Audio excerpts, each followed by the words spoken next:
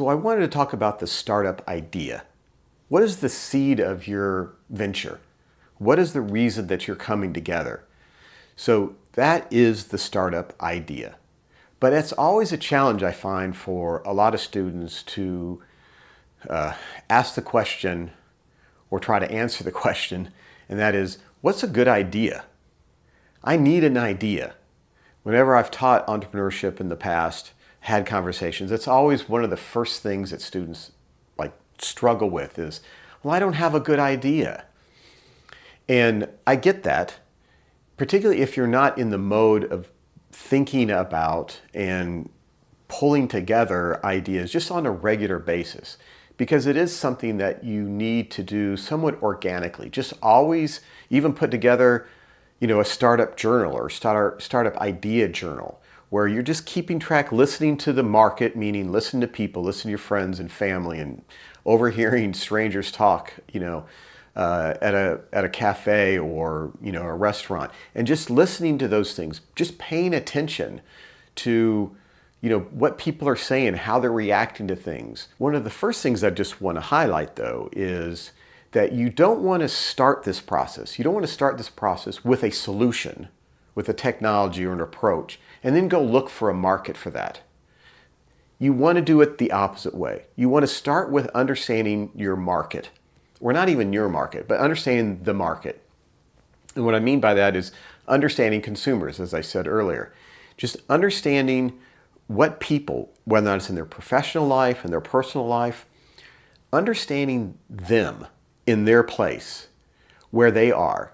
And then once you understand their problems, their desires, their pains, which I'll get to more in a moment, then you can develop a solution for that problem. But if you're starting I've got a technology, I'm in love with this technology, or I had this idea, 2 years ago and I just love it. Now I need to go find people who will buy it from me. The likelihood of your success is going to be much, much lower. If you just start out and saying, I want to understand what problems, what dreams exist out in the market among consumers, among users, among potential customers. And once I understand that, I'm going to create solutions to address those things. The likelihood of your success is much, much higher. So don't start with the solution, start with understanding the market. So the core element or kind of perspective at this point, at this very beginning point, is to be in a discovery mode. And it's really even like the customer discovery process is understanding, as I said, really understanding I wouldn't even say your consumers, but understanding consumers and just really discovering. So you go into a process of having a consumer interview, and they can certainly be, they don't need to feel like can I interview you as a consumer? I mean, it can be more formal about like that too, certainly, and it certainly can be. But it's also, as I said, just being organically in that discovery mode where you're just paying attention to people, listening to what they're saying, and then, certainly kind of ask them questions, dive into some of the comments they may have, and I'll talk about that here in a moment. But you need to start out in a discovery mode, not a selling mode, because if you're having those conversations, you're immediately selling something, then you started out with a solution and you're in search of do you like my solution? And that's not, as I said, the way you need to approach it. You need to start it really honestly, genuinely, authentically about, I just really want to understand what bothers you. I want to understand, what's going on. How do you navigate your daily life? What are the challenges you have in just navigating that? What are the things that you wish you could do? How do you hack out solutions to the things that come across in your life? So at the start, be in that discovery mode of just really trying to understand how people are living their life and how they're approaching their life. So an important concept in this discovery mode is understanding what's referred to as jobs to be done. Now, we all have jobs to be done in our life. We all do. I mean, if you sit down, and I would honestly actually encourage you to do this, is to, get some lined paper and then just write down during a day, what are the things, or during a week, let's say, some things maybe not happening every day, but during a week, what are the things that you're trying to get done? Now, some of those things that you're doing yourself, other, just by just sheer will, other things you're getting done by using some app or a website or some other service of some sort. Others you're maybe doing as a tandem. If you're, husband, wife, boyfriend, girlfriend, you're doing things together, or your friends living in an apartment together, you're doing things kind of as a joint unit to try to solve something, clean your apartment or something. And other things you are certainly maybe hiring other people to get to the airport. You're hiring an Uber or Lyft or some other means of getting to the airport for your flight. So we all have these jobs to be done that we need fulfilled, during a week, during a day. And undoubtedly, if you sit down and really methodically think about it, you probably have dozens and dozens of these jobs to be done in your life. Start there. And we have them in our personal life, but we also have them in our professional life. I mean, I have both a personal life and a professional life. As a professional life, having been a professor for many years, professional life is designing curriculum, putting together a lecture, putting together a PowerPoint presentation, grading papers, keeping track of who's attending class, giving feedback to the students, on an assignment, just in a professional realm, I could easily think during a week there's, just as a teacher, there's probably a couple dozen things that, easily a couple dozen things that I'm like trying to get done at any one time. So, and then on a personal level, it's whatever it might be: eating healthy, following my sports teams, doing things with my family, connecting with, friends, keeping track of many, many things. So those are all jobs to be done that we have in our life. And again, professionally and personally. So with all of those things, they're either done poorly, like or how you get it done is done not in the easiest way. It's complicated. Giving feedback to students is very time consuming, not necessarily the best, not terribly automated. It can be automated, but not very well. Okay. I got a plant in my office. Watering that and keep it from dying is a challenge. So we all have these things that some things are more easily done. Some things are much more difficult to get done. And that's where you want to start, by understanding what are all these jobs to be done. And like I said, start with yourself and then ask yourself, how am I getting that job done during a day, during a week? And am I getting it done easily? Is it like, I've got a solution, there's an app, there's a journal, there's a person that gets this job done for me and it's pain-free. Okay, that's great. But there's others that you're going to look and say, like, this is always a hassle to get done. And if I get it done, it's because I'm hacking a solution using 2 apps and a journal and something else. And gosh, I wish there was a simple way to do that. So if you start with those jobs to be done for yourself, then expand out further to the jobs to be done of consumers, that's where you really want to start that discovery mode, is understanding all of those things. So if you have these conversations, again, kind of have that conversation with yourself, but then have this conversation with your friends and family, and then very, very purposefully, honestly, having those conversations with just anybody, just asking them, tell me about your day. How do you navigate your day? What are the challenges that you have? What are the things that are great that, just are easy to get done? When you're having those conversations, listen to what they're saying to you. If you hear them saying things such as, I hate it when, okay, make note of that. If they say, I hate it when this happens, or I always hate doing this thing, that's a pain. in their life. That's something that's causing them some trouble, some angst.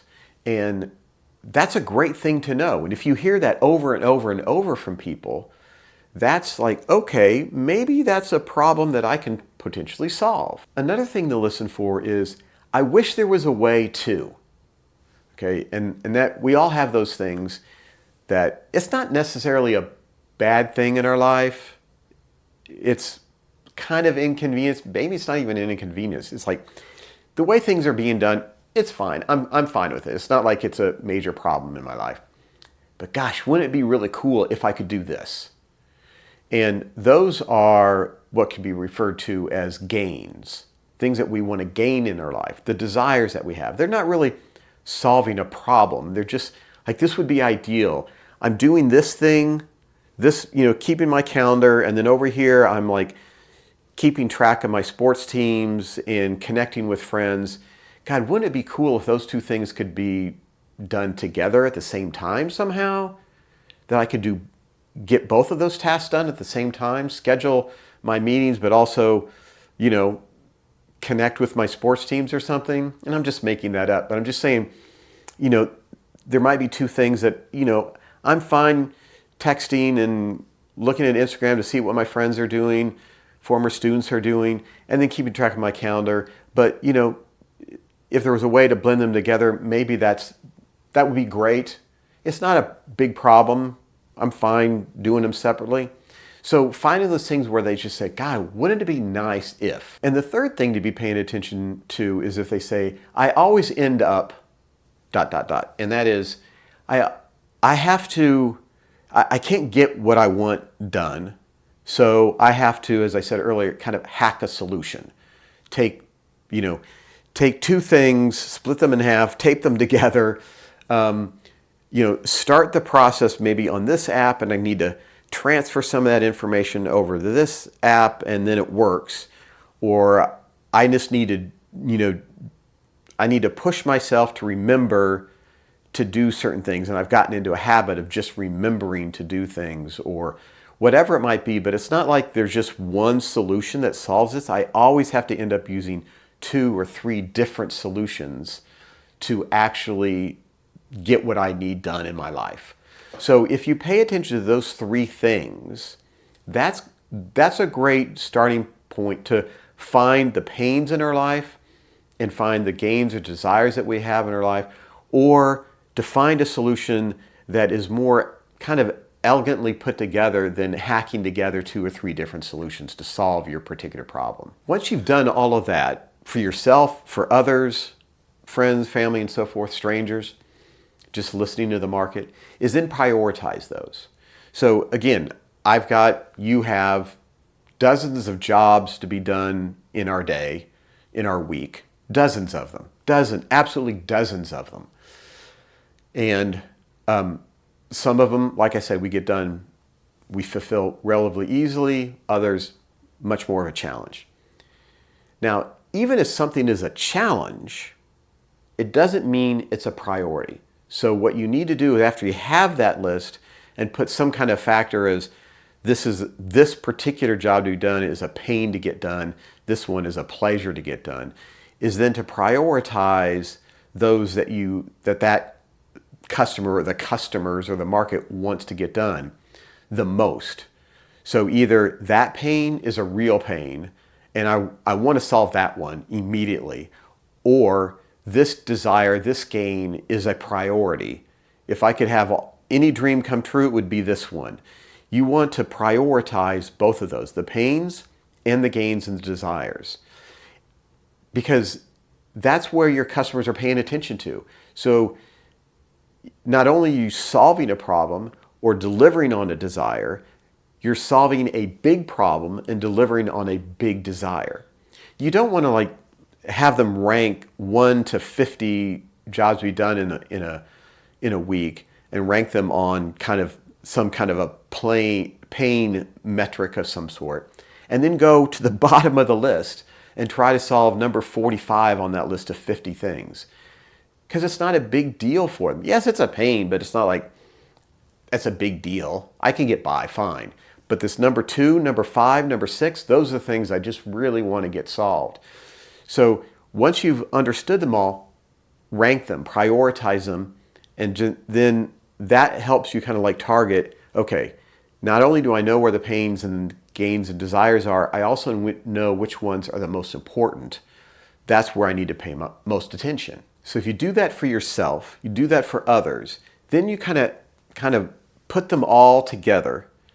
And then if you can find in a market, and now you might be cutting it down to like, I talked to a lot of people, I've listened to a lot of people, I've talked to my parents, my cousins, uncles, friends, classmates, professors, random strangers at a cafe or a restaurant that I just struck up a conversation with.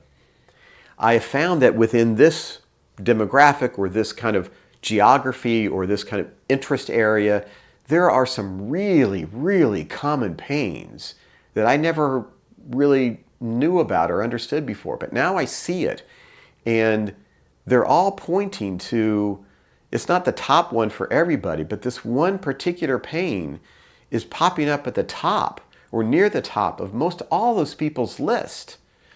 And they really don't have a solution for this. If you can do that process, if you can find that, then you have an idea space where you can like, okay, this is the problem. I want to solve this particular problem. So that's how you get from, just starting the conversation and trying to understand the market and having a conversation with yourself, and then expanding that out further and further and further to more and more people, and then prioritize all those pains, all those desires, and then find where there is some common ground among a group of people. Then you've gone from having no sense of what an idea could be to now some really, really strong areas. So once you've done all of that, you've crafted out that list of pains, desires, prioritized them, found some common themes. Now what you have is a clear idea space. That it's like, this is where I want to craft an idea. And so going back to the very beginning where people say, I don't have a good idea, you're really not even in a pursuit of an idea as much as you are in a pursuit to trying to craft and understand an idea space. And within that space is then where you can craft a solution. And that's what we'll cover next.